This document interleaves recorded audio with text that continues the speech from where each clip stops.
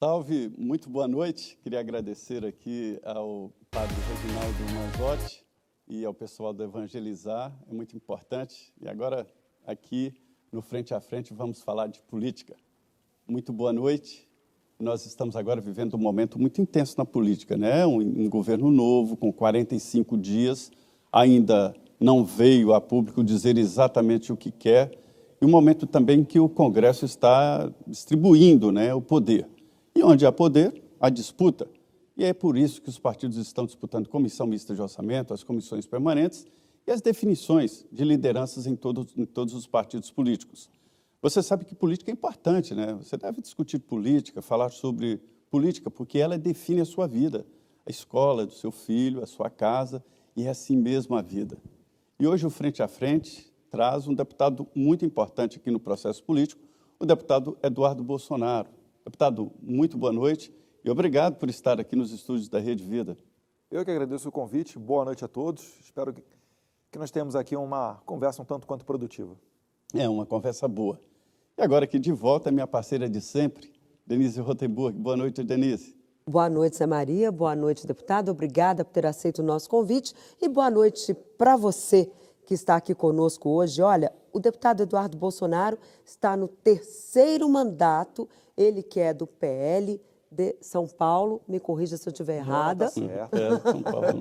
Ele que é do PL de São Paulo, ele é policial federal, advogado e deve ser o líder da minoria agora neste ano de 2023. Deputado, eu queria que o senhor começasse explicando para a gente como é que é essa história de ser líder da minoria e, ao mesmo tempo, ser do maior partido da casa. Como é que o maior partido da casa pode ser minoria?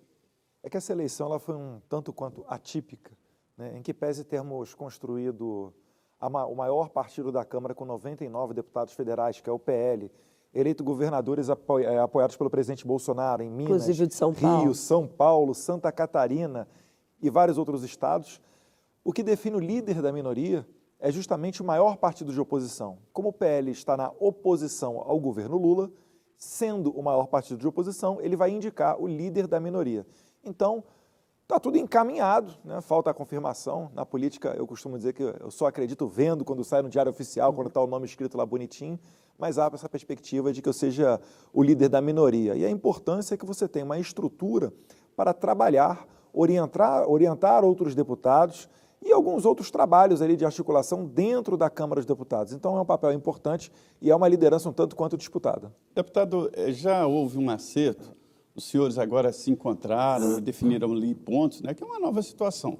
É um novo recorte de governo, de oposição. Os senhores já estabeleceram ali metas, já fizeram algo nesse sentido? Bem, a gente primeiro está esperando sair as presidências das comissões, mas as conversas já estão acontecendo. Eu cito como exemplo, ontem, cerca de 20 deputados, eu nunca tinha visto tantos deputados assim, de maneira uníssona, né, com o mesmo discurso, batendo nessa oportunidade na tecla das prisões arbitrárias de 8 de janeiro. Pessoas de idade, outras com câncer, outras pessoas que chegaram em Brasília no dia 8 de janeiro, foram para a frente do QG do Exército, aqui no comando, e acabaram sendo dirigidas para a delegacia, enfim, várias prisões que estão um tanto quanto arbitrárias. Então, ontem, esses cerca de 20 deputados batendo nessa mesma tecla. Isso daí é importante por quê? Porque isso daí gera pauta, gera notícia, a gente sai daquela posição que nós tradicionalmente ocupamos de posição defensiva, né, reagindo aos ataques da esquerda, para nós sermos os protagonistas e passarmos a pautar o debate. Esse é apenas um dos resultados. Para finalizar, eu cito um outro, né, que foi, essa semana também, alcançamos as 27 assinaturas mínimas para a abertura da CPMI do 8 de janeiro. CPMI é essa que, na Câmara, é encabeçada pelo deputado André Fernandes, do PL, o mais votado do Ceará. Então, repare que a organização ela está sendo outra, né? Agora, os atores dentro do Congresso ali em Brasília, eles estão muito mais unidos, muito mais comunicativos e, até onde eu vi nesses meus 3 mandatos, é a melhor organização que nós temos. São 2 CPIs? Na verdade, é uma CPI mista Mista, de 8, mista 8 de janeiro. De deputados e senadores. Isso. Agora, deputado, é para apurar as responsabilidades pelos atos, é isso? O que essa Sim. CPI vai trazer de novo, que a Polícia Federal já não está fazendo. Tem uma CPI aqui na Câmara Legislativa do Distrito Federal. O que essa CPI pode trazer de novo? Olha, qual é a sua suspeita? Uma vez que o PL está puxando, acredita que tem alguma coisa a mais aí, né? Que não está sendo analisada. A Polícia Federal está dentro da estrutura do Ministério da Justiça. O Flávio Dino ele já tem se mostrado com seus discursos um tanto quanto exagerados. Aqui ele veio. Eu não acredito em imparcialidade de nada que saia do Ministério da Justiça. Então a gente precisa ter um aprofundamento das investigações. Por exemplo, por que Lula decretou o sigilo nas câmeras do Palácio do Planalto? Se foram atos antidemocráticos, uma violência, né, algo absurdo para a democracia, eles deveriam ser os principais interessados em trazer à tona todos os fatos. Então esse tipo de situação, Denise, é o que nos obriga, né, enquanto oposição, a querer a instalação dessa CPI, para realmente apurar e não permitir que o PT traga à tona, traga aos televisores da sua casa apenas imagens que interessam a eles, como, por exemplo, o vazamento daquela imagem daquele cara lá jogando o relógio no chão com a camisa do Bolsonaro, que eu acho muito suspeito, né? Porque se você tem uma invasão, Denise, você tem várias pessoas entrando e o quebra-quebra generalizado, outros abrindo live, outros filmando, e nessa ocasião só tinha a câmera do Palácio do Planalto, com só esse sujeito ali, livre, leve e solto, com uma camisa do Bolsonaro, e já começam a surgir, né, outras análises, inclusive levando em consideração o horário em que aquele relógio estava, né, ele estava marcando um horário que era mais cedo. Mas o relógio a gente já sabe que ele não funciona há muito tempo. Ele estava faltando uma peça e eles não conseguiam, era uma peça que tinha que vir da França e que aí eles preferiram deixar o relógio. Vamos trazer à tona Mas a CPI pode requisitar as imagens, né? Pode. Mas o ideal é que a gente traga à tona, porque uma CPI ela produz documentos oficiais. Ela dá a oportunidade da população conseguir acompanhar toda a investigação. Eu acho que isso daí é importante. E também para separar o joio do trigo. A gente não está querendo privilégio e limpar a barra de ninguém, não. Aqueles que sejam responsáveis por um quebra-quebra, etc., serão julgados à luz da lei. Aqueles que nem sequer passaram perto não são merecedores de punição. Pois é, deputado, eu acostumei a acompanhar aqui muitas manifestações. Eu levei muito spray de pimenta no olho. E ali foi diferente. A impressão que eu fiquei foi de que foram para quebrar. Na Câmara dos Deputados eu já presenciei, já fui junto ali acompanhando, cobrindo, né? Várias manifestações parecidas, uma das que mais fortes eu me lembro, dos policiais. As portas eram quebradas, não intencionalmente, mas por empurrar, por pressão. E ali não, aconteceu algo muito estranho. O que os senhores já apuraram aí sobre essa situação? Quem eram? Na verdade, Zé Maria, as informações que a gente tem, elas não são precisas, né? Sendo bem sincero, porque são cenas da internet, são imagens onde cada um tem de maneira independente, faz uma análise. Então, a gente está aguardando realmente que venham esses dados oficiais. É por isso, mais uma vez, que é importante a abertura dessa CPI. Agora, de fato, a gente tem que destacar que não é do perfil das manifestações de apoiadores do presidente esse tipo de conduta. Eu vi aqui a esplanada lotada. Agora, não teve não nenhum, corre o nenhuma risco. A gente bate no peito para dizer, tiramos a presidente Dilma na ocasião do impeachment sem quebrar uma janela. Era até comum você ver os manifestantes tirando foto com os policiais militares. Era um dia de tranquilidade para a polícia quando tinha 2, 3 milhões de pessoas na Avenida Paulista. E realmente você vê algumas imagens desses atos de 8 de janeiro, inclusive de pessoas retirando outras que estavam fazendo quebra-quebra, acusando-os de serem infiltrados dentro daquele movimento. Pois é, mas não corre risco de ser um tiro no pé do bolsonarismo, essa CPI, uma vez que a gente tem pessoas presas ali que já foram ligadas ao presidente. Enfim, como é que fica isso? Mas, Denise, porque pode ter um misto ali, né? Mas apure-se a responsabilidade de cada um. A gente não está querendo fugir da responsabilidade, né? Que seja apurado. Até porque é o seguinte, como é que fica o nosso discurso? A gente vai ficar igual o PT. Quando quebra-quebra é a favor da gente, é o pessoal lá de verde e amarelo, a gente vai passar a mão na cabeça. Se o quebra-quebra for o pessoal de vermelho, aí a gente vai exigir a lei. Não, a gente tem que manter o discurso da lei sendo aplicada para todos eles. Todo mundo. Inclusive, a gente Mas o que vem causa de manifestações. o PT não queria assinar. O governo não quer assinar a CPI. Não, eles não estão assinando. Eles discursam, fazem um discurso na tribuna, a gente fala, está aqui a lista, assina. Aí o deputado desce e não assina a lista para a CPI. Pois mas será por que o governo... Geralmente o governo não gosta de CPI. Provoca mesmo um certo insegurança, né? tem aquela história de CPI começa, a gente não sabe quando termina, mas esse é um caso específico. E principalmente para, como o senhor disse, separar exatamente o que cada um fez. Não se pode fazer uma justiça abaciadas, como dizem os juristas, né? Com certeza, Zé. Mais uma vez, a gente não quer privilégio, a gente quer a aplicação da lei. Eu, no meu discurso, inclusive, falei, né, que se fossem pessoas que estivessem traficando drogas, traficando armas, elas provavelmente já estariam soltas, respondendo em liberdade, que é a regra do nosso processo criminal. Só que essas daí, né, tem ali, até inclusive parente de artista famoso, eu não vou falar aqui o nome, pessoas de idade que estão presas ali, e certamente, se fosse um crime comum, ou se fosse um crime violento na sociedade, muito provavelmente já estariam soltas. Eu fiquei sabendo que eles vão pegar pesado com relação ao dinheiro, viu? A cobrança de ali 20 a 30 milhões e tirar todo esse dinheiro desse pessoal. Tem que apurar ali as responsabilidades. Agora, realmente foi algo inesperado. Uma coisa é você, por exemplo, pessoas que estariam financiando, né, ajudando a manutenção do acampamento com comida e etc., em frente ao QG, numa manifestação pacífica. Difícil você conseguir ter o nexo causal e relacionar essas pessoas estavam dando dinheiro para quebrar as estruturas das praças dos três poderes. Eu não vejo nexo nisso. Né? Até porque para quebrar você não precisa de nada. Vai lá com o seu corpo mesmo, você consegue jogar tudo no chão, enfim, virar a mesa e etc. Eu acho que pode ser temerário para dar margem a uma perseguição maior ainda ao espectro dos conservadores.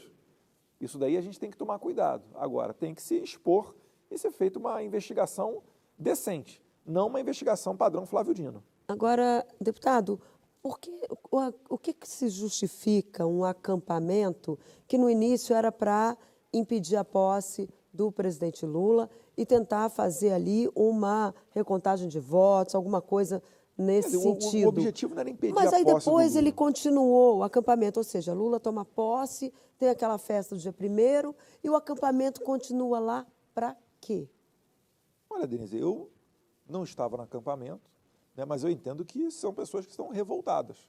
Por quê? Porque se todo o poder emana do povo, as estruturas de Estado têm que servir ao povo e não o contrário. Não é o povo que tem que confiar cegamente no TSE. É o TSE que tem que responder perguntas simples. O pessoal estava exigindo código-fonte. Olha que oportunidade fácil para o TSE dar o código-fonte e falar que aquilo ali era um bando de lunático. Só que não. Preferiu optar pelo quê? Por censurar, por prender, coibir, ameaçar. E aí realmente aconteceu uma escalada que ninguém gostaria. Mas, né, o que custava o TSE ter um processo transparente? E nós alertávamos ano antes, quando tentávamos colocar mais uma vez, porque o voto impresso já foi aprovado, pelo menos em outras 2 ou 3 oportunidades no Congresso, e o STF sempre declara inconstitucional. Em 2017, disse que era inconstitucional porque o argumento da PGR à época, Raquel Dodge, foi acatado, dizendo que a impressora poderia travar na hora de imprimir o voto e o mesário que viesse a ajudar o eleitor veria em quem a pessoa estava votando. Eu falo, meu Deus do céu, e se a tela do computador travar, congelar? Será que essa é uma hipótese tão absurda assim? Então não tem um argumento razoável para isso. E aí foram, né? Além disso, a questão do código-fonte, depois a eleição da maneira que foi dada, Bolsonaro teve cerca aí de 50 a 150 mil menos inserções em rádios. No começo, né, o Bolsonaro não poderia chamar o Lula de corrupto, o Lula podia chamar o Bolsonaro de genocida, e assim por diante, numa eleição que, se você deixar de lado até a questão da fraude nas urnas, se você for olhar para como o TSE conduziu o processo eleitoral, é difícil você dizer que foi imparcial. Né? E isso daí gera revolta nas pessoas. Eu entendo que esse debate é até mais importante do que a história das urnas, que é a condução do processo. Isso é um debate muito importante. E é muito difícil de fazer qualquer tipo de correção. Trata-se da justiça eleitoral que está funcionando até hoje. Ontem mesmo, o próprio TSE incluiu ali no processo contra o ex-presidente Bolsonaro uma minuta de um golpe que foi encontrada na casa de um ex-ministro. Quer dizer, o processo continua. O objetivo, o senhor desconfia? Eu acho que está sendo armada aí a cama de gato para tentar tornar o Bolsonaro inelegível. Dificilmente você foge dessa interpretação. O presidente Valdemar da Costa Neto, do PL, ele deu uma resposta boa sobre isso, né? Falando que, olha, nos eventos que eu participo, as pessoas vão me dando papel. E isso é uma verdade, né? Qualquer evento que eu faça no final, que normalmente faz uma sessão de fotos, que são apoiadores nossos, você recebe vários papéis. O senhor teve acesso a essa minuta? O senhor conhece ela? Não O senhor tive chegou a acesso, ver? não conheço. Agora, Anderson Torres é seu amigo, né? Trabalhou com o senhor na Polícia Federal. Sim, sim, sim. Como é que o senhor avalia a atuação dele nesse processo? Ou seja, primeiro teve aqueles atos ali, Para mim, ele deu um azar aqueles atos de incrível. 12 de dezembro, né, no dia da diplomação do presidente Lula, em que tivemos ônibus queimados, carros incendiados, teve aquela confusão no centro de Brasília, próximo à sede da Polícia Federal. Ele estava num restaurante, ele ainda era ministro da Justiça, e lá no restaurante ele ficou. E depois da posse, no dia 8 de janeiro, ele estava fora do país. E a acusação que pesa contra ele é que ele desmontou o que estava previsto para a posse e que funcionou e viajou de férias. Como é que o senhor avalia a atuação dele enquanto secretário de Segurança do DF, o senhor que é um policial federal, um advogado, uma pessoa que é muito atenta a essas questões de segurança? Eu acho que ele deu azar. Se você parar para ver, ele teve a mesma conduta que o Flávio Dino, ministro da Justiça, teve e estando em Brasília. Qual é a diferença? O Flávio Dino ali, ele praticamente fez a mesma coisa, né? Não tomou atitude nenhuma. Muitos também dizem, e aí mais uma vez eu reforço a necessidade da CPMI, que a ABIN chegou a alertar o Ministério da Justiça com relação à possibilidade desse quebra-quebra ou desses atos mais violentos. Então, na minha opinião, o Anderson Torres ele deu azar, né? E está pagando um preço alto por isso. Na minha opinião, também é uma prisão injusta. Você sabe onde é que ele mora, você sabe onde é que ele trabalha. Uma pessoa nessa situação, no máximo, estaria cumprindo ali uma tornozeleira eletrônica enquanto responde ao processo, mas não preso. Ok. Olá, estamos de volta com Frente a Frente, que recebe hoje o deputado Eduardo Bolsonaro, ele que é do PL de São Paulo. No primeiro bloco, a gente começou a falar sobre esses atos de 8 de janeiro, o quebra-quebra na sede dos três poderes e as suas consequências. Deputado, entre as consequências, o senhor já falou que vem aí uma CPMI. Ela vai sair mesmo, já tem as assinaturas, e Anderson Torres vai ser chamado? Quem vai ser presidente, relator? Isso já está em discussão? Olha, no Senado já atingiu o número mínimo de assinaturas, são 27 senadores. Na Câmara tem que chegar ao fatídico número de 171 deputados. Né? Já tem 101 deputados que assinaram e esse número continua crescendo. Eu tenho uma expectativa de que a gente alcance, né, esse número mínimo. E daí, né, é que começa-se a discutir realmente quem vai ser o presidente, quem vai ser o relator. Mas, normalmente, aquele que puxa as assinaturas, que faz o requerimento, ele normalmente ou é relator ou é o presidente, né? Nesse caso, o deputado André Fernandes, do PL do Ceará, estaria numa dessas posições. E na outra, enfim, se ele escolher a presidência, quem é que seria o relator, provavelmente seria alguém do Senado. E a partir daí você começa a ter os deputados apresentando os requerimentos, chamando para ser ouvido na comissão. Essa comissão, ela é um poder atípico dos deputados federais e dos senadores. Por que atípico? Porque ela tem exatamente o mesmo poder de um juiz. Então, requisitar documentos, né, chamar alguém para vir depor e tem que depor, senão sofre sanções legais, dentre outras medidas, são atribuições dessa CPMI. Então, vamos ver se ela, primeiro, vai conseguir o número mínimo de assinaturas, depois ela tem que ser instaurada, ela tem que ser lida em plenário do Congresso Nacional a sua instalação, e a partir daí ela começa o seu funcionamento como se fosse uma investigação com vários policiais e vários juízes. Ô, deputado, há uma diferença agora na ação do Congresso Nacional, porque houve uma mudança forte ali entre os partidos políticos. O PL, como disse a Denise, é o maior partido da Câmara dos Deputados. Agora, existe um grupo do PL, chamado PL Raiz ali, do Valdemar Costa Neto, e o PL Novo, né, que é o pessoal que sempre apoiou o presidente Bolsonaro, né? Como será essa convivência? Olha, na minha opinião, pode-se dizer até que são dois grupos, mas que podem perfeitamente viver em harmonia. E eu vejo que estão vivendo. Por quê, Zé Maria?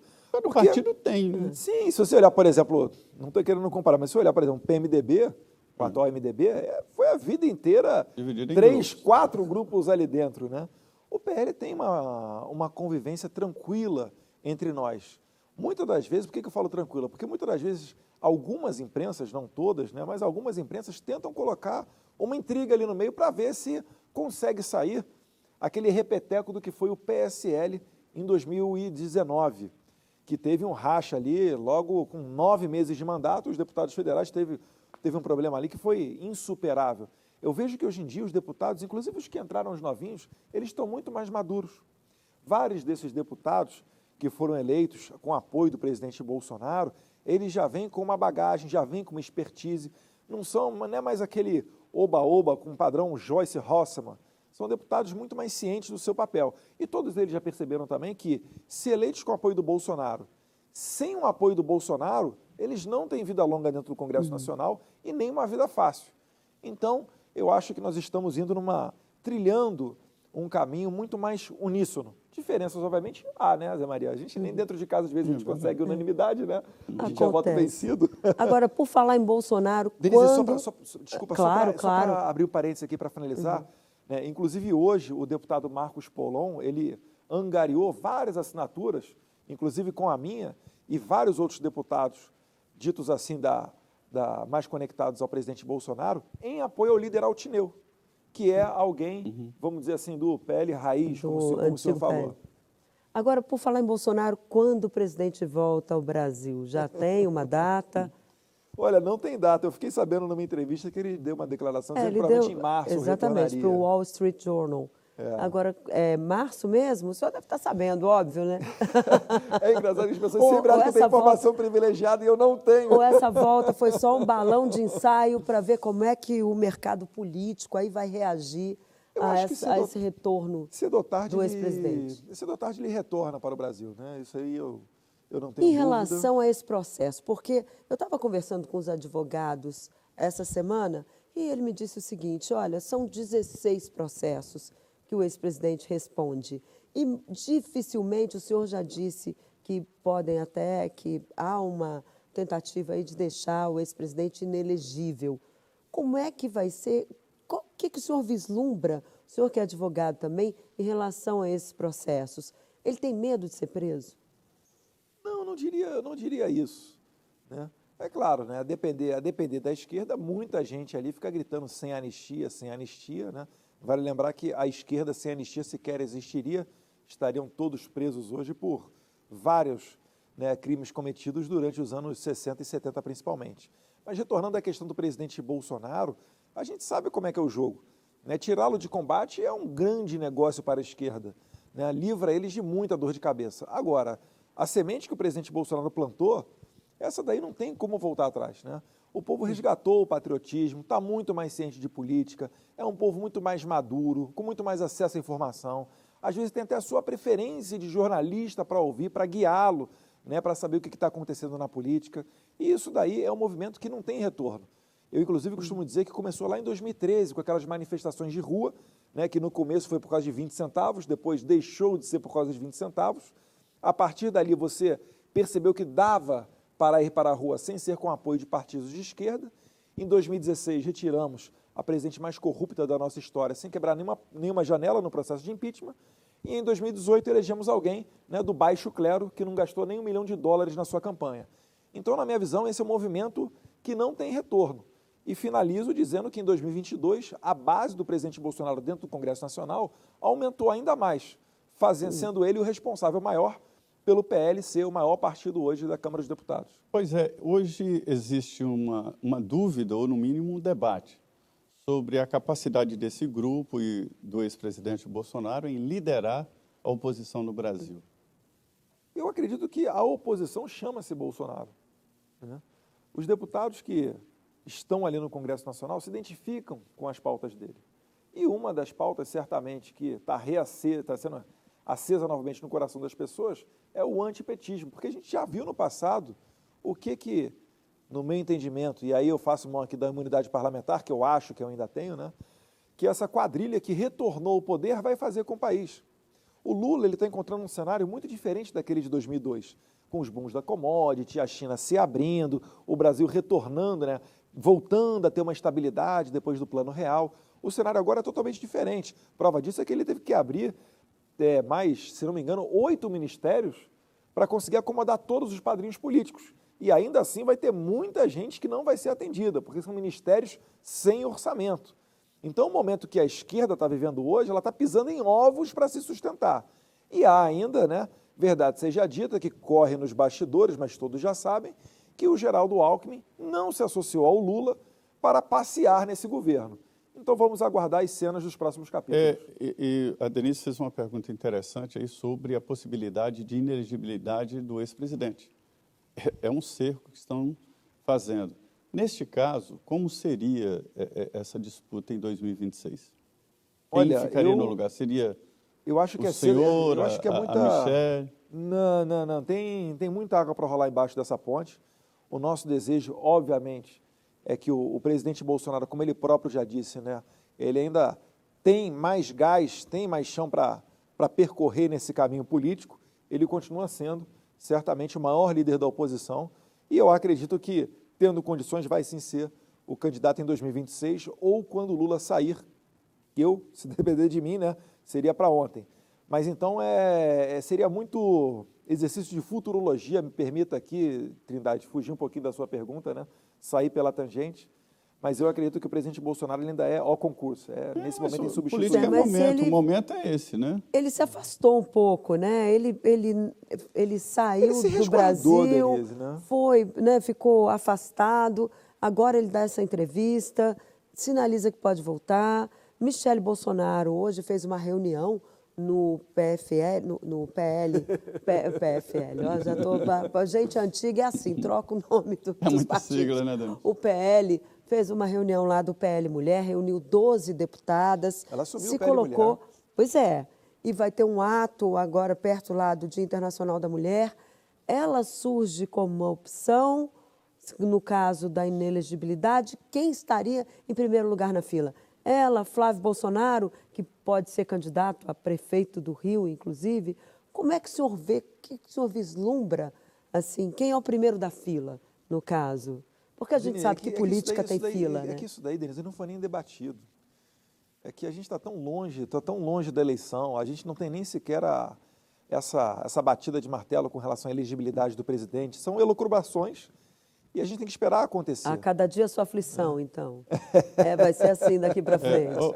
Mas uma coisa é certa, ele é o dono do capital político mais forte do país, ele é o que arrasta multidões nas motocicletas, e eu acredito que ele é que vai ser a pessoa... Vai voltar com as motocicletas, né? Depender dele, com certeza. O grande debate do momento é sobre juros, né? Dá a impressão que o presidente Lula ganhou esse debate sobre juros. E falando do próprio governo, porque Banco Central é governo. Apesar desta regra, que é uma regra passageira, porque ele vai nomear o presidente do Banco Central em 2 anos, né? É governo, Banco Central é governo. Uhum. E como é que o senhor vê esse debate sobre juros? Os juros estão altos ou não? Sim, os juros estão altos, mas, na minha opinião, estão altos justamente porque ninguém confia que esse governo vai dar conta de fazer um ajuste fiscal. É um governo que, de cara, já colocou cerca de 200 bilhões, se eu não estiver enganado, naquela PEC lá do final do ano, 200 bilhões a mais para gastar. Na economia não existe mágica. Se você imprime mais dinheiro, você vai ter mais inflação. E eles têm uma tradição de não respeitar o teto de gastos. O presidente Lula ele fala a todo momento em desrespeitar esse teto. Ele dá declarações contra o Banco Central para tentar desgastar o melhor Banco Central do mundo, que é o Roberto Campos Neto. Então, enquanto ele fica estimulando esse atrito, e a cada vez que ele fala, né, é engraçado porque a equipe econômica e de comunicação corre para apagar o incêndio. Mas enquanto ele fomentar esse atrito, os juros vai continuar altos, porque justamente não tem confiança no mercado. E o Roberto Campos, qual a postura dele? Está boa? A postura dele sempre foi essa postura pragmática. Ele é conhecido como sendo uma pessoa que analisa o mercado e toma as atitudes necessárias. Técnicas, né? Assim, nós gostaríamos que o juros estivesse baixo? Com certeza, todo mundo. Agora, os juros não ficam altos e baixos, o dólar não sobe e abaixa pela vontade de uma pessoa. Ou melhor, pelo contrário, a Dilma no passado tentou na canetada baixar os juros, deu o problema que deu. Jogou o Brasil na pior crise da história da sua república. Então, o Roberto Campos Neto ele é uma pessoa proba, é uma pessoa que tem a confiança do mercado e continua dirigindo ali o Banco Central de maneira independente, que foi assim que o Congresso Nacional aprovou a lei do Banco Central Independente, né, seguindo as diretrizes de Paulo Guedes. E graças a Deus que é, porque senão estaria alguém do padrão Fernando Haddad hoje lá no Banco Central. E aí pode ter certeza que o Brasil estaria ladeira abaixo ainda mais rápido. O senhor vê algum risco para a independência do Banco Central? Não, eu acredito que o PT ele vai tentar balançar o Roberto Campos Neto para tentar tirá-lo. Eu não tenho visto isso surtir muito efeito. Eu também não. Nos bastidores Nem nos fala... bastidores mais próximos fala Mas aí disso. que tá. O que eu acho? Eu acho que eles já estão armando a própria narrativa do insucesso, do fracasso econômico deles. Quando vier a inflação, quando vier... E eles são experts nisso, né, em jogar a culpa nos outros. Quando vier um cenário de crise econômica, eles vão dizer, olha lá atrás, eu avisei, tinha que ter trocado o Roberto Campos Neto do Banco Central e patati, patatá. Eu acho que eles estão armando uma narrativa para essa cama de gato aí. Ou vão dizer que o governo de Jair Bolsonaro gastou mais do que devia e deixou uma herança maldita para eles? É por aí que o senhor acha que vem? Mas isso daí é muita... Eles têm que fazer um exercício mental muito forte, né, Denise? Porque o presidente Bolsonaro, em que pese ter passado por uma pandemia, o início da guerra na Ucrânia, a maior estiagem dos últimos 90 anos, dentre uma série de outros fatores, Brumadinho, que chegou a afetar o PIB em 2019 brasileiro, em que pese tudo isso, ainda depois de não sei quantos anos aí, foi o primeiro governo que deixou mais dinheiro em cofre quando saiu do que quando entrou no governo lá em 2019. Eu acredito que eles vão ter muita dificuldade para fazer essa narrativa acontecer. Agora, que eles vão tentar, a gente sabe que eles vão tentar, porque sem mentira a esquerda não é nada. Logo depois da eleição, depois da conclusão da eleição, estive com o ex-presidente, né, Jair Bolsonaro, presidente Bolsonaro, e senti que ele ficou bastante chocado, né, com o resultado. Os senhores não estavam, ninguém está preparado para uma derrota, né, mas na visão dos senhores não tinha que, na verdade, essa possibilidade?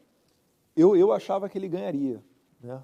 A única preocupação que nós tínhamos era com relação realmente a esse sistema eleitoral, sendo bem sincero, porque foi colocado muita força para que não tivesse sido dado transparência.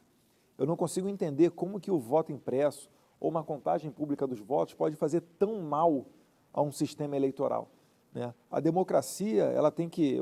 O sistema eleitoral ele tem que ser tão simples quanto necessário para que aquele analfabeto que vai votar entenda como é que é o processo, para ele se sentir parte do processo.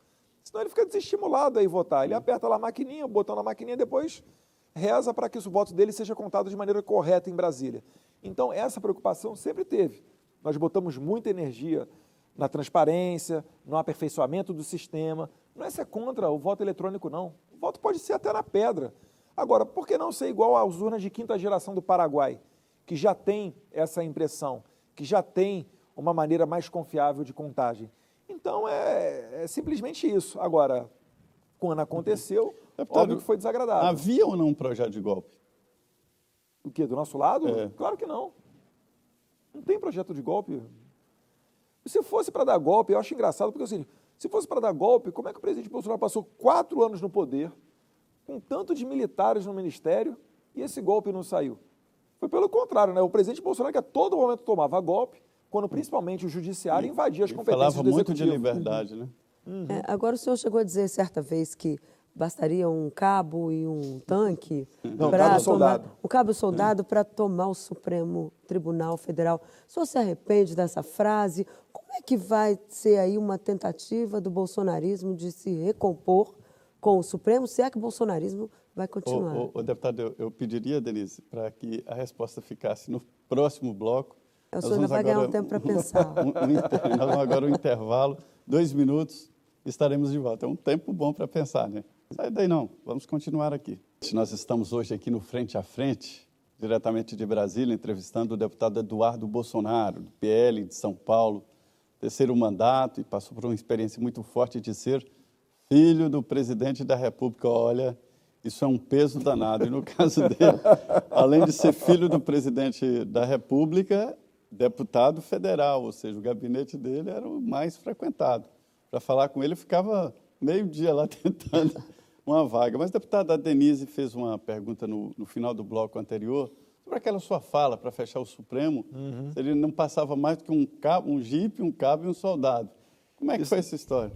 Eu estava num bate-papo com alunos da Alfacom, lá em Cascavel, no Paraná, e por acaso estava tendo uma transmissão ao vivo, um dos alunos perguntou, e na verdade eu parafraseei ali uma frase semelhante do Jânio Quadros, né, expressando a indignação de uma parcela da sociedade que não concordava com algumas decisões do Supremo Tribunal Federal.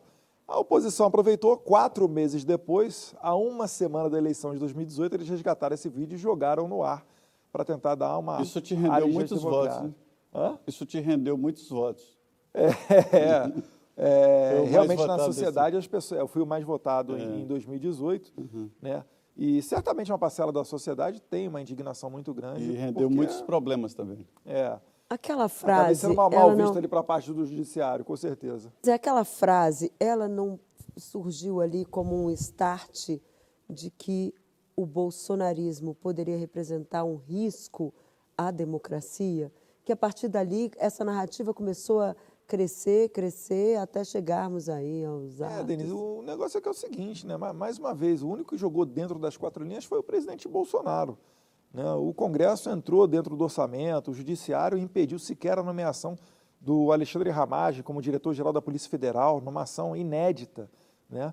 Todos os presidentes da República nomearam o diretor da Polícia Federal, com exceção do Bolsonaro, né? Poderia citar várias outras, mas, enfim, dizer que ele é ditador, eu acho que é impossível para quem analisa os fatos. Para você chegar a uma conclusão dessa, né, para acreditar em alguma coisa disso daí, você tem que ouvir muita narrativa da esquerda, né? Justamente o maior democrata da história da República Brasileira chama-se Jair Messias Bolsonaro, que, inclusive, mesmo tendo um processo eleitoral que ele não concordasse, respeitou o resultado das eleições. E agora o Congresso está diante de um desafio novo, né? Funcionar de uma maneira mais solta, o Congresso está muito mais poderoso, né? Acabou aquela dependência do Executivo. E o que está na pauta é a reforma tributária. O senhor já deve ter passado aí por várias propostas de reforma tributária. Dessa vez o senhor acha que vai? Zé Maria, eu acho que eu não colocaria minhas fichas, não. Né? Porque é um governo de esquerda. E quando você tem um governo, é certo, ele tem interferência dentro do Congresso Nacional. Um governo de esquerda, eu não vejo ele fazendo uma reforma tributária eficiente. Por quê? Liberal, Justamente pelo discurso deles de Estado grande, Estado interventor, aquela mentalidade de que o Estado é que deve comandar tudo. É uma mentalidade um tanto quanto antiga, né? O mundo inteiro já ultrapassou essa fase na Guerra Fria. Esse projeto do Bernardo Api não é exatamente esse conteúdo. Não, é interessante. O projeto do Api é interessante. O grande problema é que o nosso sistema tributário está na Constituição. E aí, para você alterá-lo, precisa daquele quórum qualificado de 5/3, 2 turnos. Você acha que altera, complicado. que aprova? Eu acho que a única maneira de você conseguir aprovar a reforma tributária é de maneira paulatina, pouco a pouco. Se tentar mudar tudo de uma vez só, dificilmente vai para frente. Quem é que está pregando contra, né? Houve um momento que eram os prefeitos, depois governadores. Ali é o seguinte, né? Depende. Os empresários querem. Como é que o deputado vota uma matéria dessa? Via de regra, tá? Não estou falando que é o meu caso, não. Mas se ele, por exemplo, é mais próximo de um governador, ele vai ver se os governos estaduais vão ficar mais poderosos ou aumentar a sua arrecadação. Se ele é eleito com base, né, nas suas bases de governo, de prefeitos e vereadores, ele olha sobre a ótica, né, do município. E é por isso que é difícil você conseguir essa maioria, né? É por isso que debate-se tanto e, no final das contas, como ninguém tem a certeza de como será a arrecadação, acaba votando o contrário ou não atingindo os 308 votos necessários na Câmara dos Deputados. Então esse é o grande desafio. É por isso que eu falo que tem que ser aos poucos, né? Tem que ser de agora em diante para frente, né? Sem dar margem para retroagir e atingir direitos adquiridos. Então, reforma tributária é complicada. Agora, o senhor acha que, além dessa, quais são as outras pautas que a oposição vai tentar emplacar este ano? Olha, de cara eu digo, Denise, que a gente vai tentar pautar os PDLs para sustar, né, o recadastramento das armas feito pelo Flávio Dino e o decreto presidencial que revogou os decretos do presidente Bolsonaro com relação às armas de fogo. Né, isso aí causou até uma celeuma no mercado, uma confusão muito grande. Blindadoras de carro pararam de fabricar durante um determinado período, né, devido à insegurança jurídica, porque o presidente Bolsonaro ele simplificou, né, o processo para você ter uma blindadora de carros, não sendo mais exigida a burocracia do CR. O que é isso? é o certificado de registro junto ao Exército. Então, a blindadora que começou as suas atividades sem ter o CR, viu da noite para o dia essa exigência retornando, quando Lula assustou os decretos do presidente Bolsonaro. Só que agora o Exército também está proibido de emitir novos CRs. Então, essas blindadoras da noite para o dia entraram na ilegalidade. Eu estou citando só um exemplo da lambança que foi feita devido ao desconhecimento técnico do governo e a sua ânsia em desarmar o povo e dar um troco no presidente Bolsonaro, porque sabem que essa é uma pauta cara ao presidente. Agora, o presidente, só um minuto, o Arthur Lira já se comprometeu a colocar esses PDLs em votação? Não temos o comprometimento dele, mas a gente está fazendo pressão e tem articulado. Eu quero crer aí que depois do Carnaval a gente possa pautar esses projetos de decreto legislativo na Câmara e eu acredito que tem muita chance de ser aprovado na Câmara. E aí a gente vai para a segunda batalha, que é no Senado. Deputado, o senhor disse agora há pouco que o ex-governador e agora vice-presidente, ministro Geraldo Alckmin, não veio a passeio para o governo. O que o senhor quis dizer exatamente com essa expressão? É que nos bastidores do Congresso Nacional, muitos falam que ele seria o candidato preferido do chamado establishment, que são os poderosos de Brasília. Então, quando que ele se tornaria presidente, ninguém sabe, né, se haveria algum acordo com Lula, mas certo é que causou muita estranheza que ele tenha aceitado ser vice-presidente, né, candidato a vice na chapa do Lula, sendo que o PSDB sempre foi muito crítico. Foi uma grande manobra, né? Foi uma grande... Exato, foi uma grande manobra, né? Então tem esse zum em Brasília. Mas o senhor vê a possibilidade de impeachment? Com certeza, com certeza. Eu acho que cedo ou tarde esse governo vai voltar a rolar as malas de dinheiro e aí vai surgir uma pressão popular junto com efetivo apoio dentro do Congresso Nacional e voltem a ter os ingredientes do impeachment, né? Se você olhar a história da Dilma e a história do Collor, sem entrar muito no mérito, mas os dois foram empichados em crises econômicas com baixa popularidade. E eu acho que esse cenário vai voltar cedo ou tarde a se repetir com o Lula também. Mas Lula é muito mais político, né, deputado? Ele tem mais. Mas como é que ele faz a política cintura, dele? Ele construiu fazia base. No começo ali na base do mensalão, petrolão, troca de cargos, etc. A partir do momento que ele não tem mais orçamento para fazer a troca de cargos, ele começa a não ser mais tão bonito aos olhos, né, dos deputados e senadores. O senhor disse que Geraldo Alckmin é o candidato preferido, mas na sucessão de Lula ou mesmo durante o governo? Eu acredito que mesmo durante o governo. Os senhores estariam dispostos a apoiar uma ação assim? Para tirar o Lula e entrar o Geraldo Alckmin? Com certeza. Com certeza. Eu acho que o Lula é o pior cenário que nós temos, o pior quadro que nós temos na política brasileira hoje em dia, né? É ele que coloca Fernando Haddad na economia, manda Dilma Rousseff para os BRICS, né? Enfim, ele para mim é a pessoa que coloca diante do desarmamento, é altamente ideológico, aquele pensamento antigo, marxista, comunista, né, perseguidor. Então, eu acho que qualquer pessoa no lugar do Lula já é um ganho para o Brasil, né, nem simplesmente, né, para a oposição, não. Ele disse para Rui Costa, ministro da Casa Civil, procurar os bolsonaristas escondidos dentro do governo. Há muitos ainda? Ele, na verdade, ele está usando a máxima do Lenin, né? Acuse-os do que você é, xingue-os do que você faz. O presidente Bolsonaro sofreu, né, com essa sabotagem de terceiro, quarto escalão dentro do próprio governo. Tem a matéria que saiu no UOL, do Jamil Chad, falando que o próprio Itamaraty tinha, né, um Itamaraty paralelo para sabotar o presidente. E deu como exemplo uma situação real, que foi a falta de carro para levar o presidente em Nova York, na ONU, para o encontro com o secretário-geral da ONU, né, o português Gutierrez.